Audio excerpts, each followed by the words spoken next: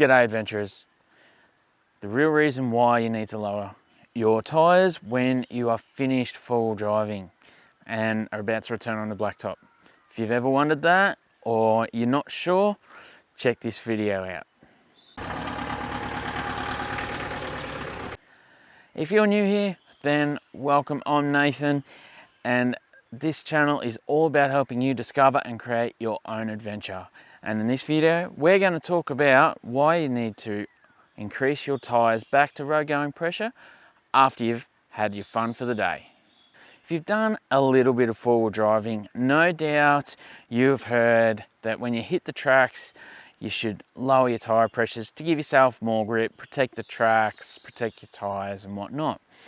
But how often have you gone and immediately reinflated your tyres at the end of the day or at the end of your trip before you hit the blacktop to head back home or to your next destination?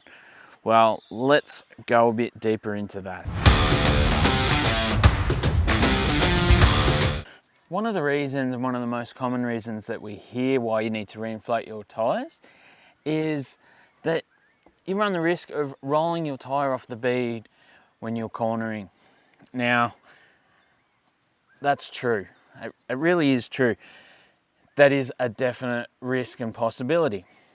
However, there is other reasons, and let's go into that. But before we do that, let's have a look and talk about some of the benefits that reinflating your tyres at the end of your four-wheel driving can have for you.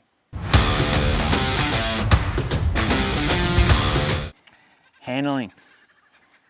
On the bitumen, a tyre with the right air pressure will handle so much better than if it's too low. Noise. You know, it goes without saying, but the more tyre you've got in contact with the ground, the more noise it can make. So if you've got a tyre running at 15 psi, heading up the freeway at 110 k an hour, it will be screaming its ears off. So right pressures will reduce the amount of noise that your tyres make.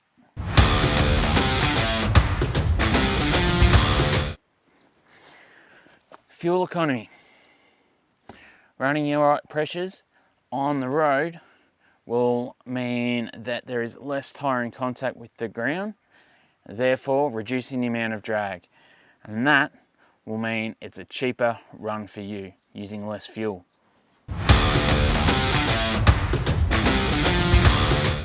Tyre wear. You're not going to wear your tyres out anywhere near as quick if you've got them at the right pressures.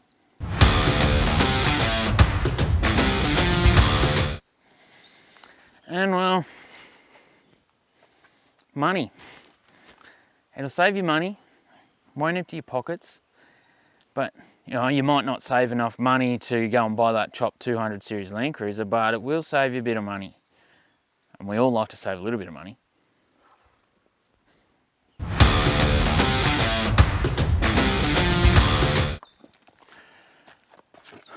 Right, so this other reason that I talk about that we need to reinflate our tyres after four-wheel driving, well, that is our safety and our tyres' safety. See, driving your four-wheel drive or any car with a tyre that's underinflated on the highway, so at highway speeds and low pressures, creates heat. That's right. The flexion in the tyre sidewall creates heat, and heat will destroy tyres. So even if the tyre is, 15 psi, say we're running at 15 psi, the tyre going around, even on a flat road, there is still a lot of sidewall movement. And the quicker we go, the more often that movement happens. And that is when we put the load back onto the tyre at the bottom. The sidewall squashes out and then it comes back and springs back open. And that's just continually happening. That happens more and more the faster we go. The lower the speed, the more that sidewall compresses. If we can avoid doing that, we can avoid catastrophic tyre failure.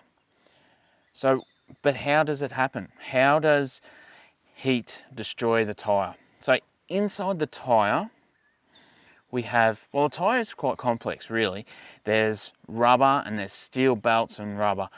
Might not sound, but it's all mixed and matched to provide strength, performance and wear. So if we run our tyres too low, it creates excessive heat. Like I just said, it's from the sidewall flexing. The rubber on the inside of the tyre will start to disintegrate and fall apart, and it'll run around inside the tyre. You know, in some cases you may actually be able to spin the tyre and you can hear little balls of rubber rolling around, and that's from the rubber falling off inside the tyre.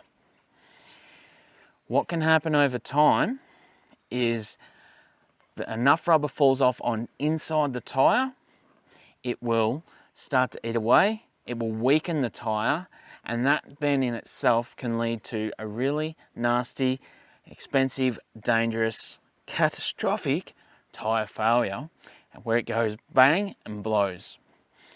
And that is something we can't predict. Whereas popping a tyre off the bead is more likely to happen on a bend than a straight because of the loads. This kind of tyre failure due to low pressures could happen at any time, and it may not happen when you expect it. It may not happen when you are running low pressures. It might end up being that you've got it back at normal pressures and then it goes bang. But it is because you've weakened that tyre, and at that point that tyre has said, I've had enough, I'm out of here.